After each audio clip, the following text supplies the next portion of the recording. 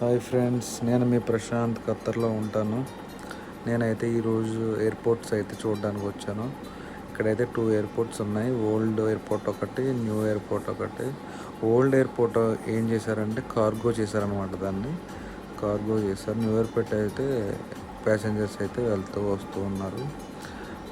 ఇక్కడ ఏంటంటే విషయం, ఇక్కడ మన ఇంటి దగ్గర బస్సులు తిరుగుతాయి కదా ఇండియాలో, అలా తిరుగుతున్నాయి.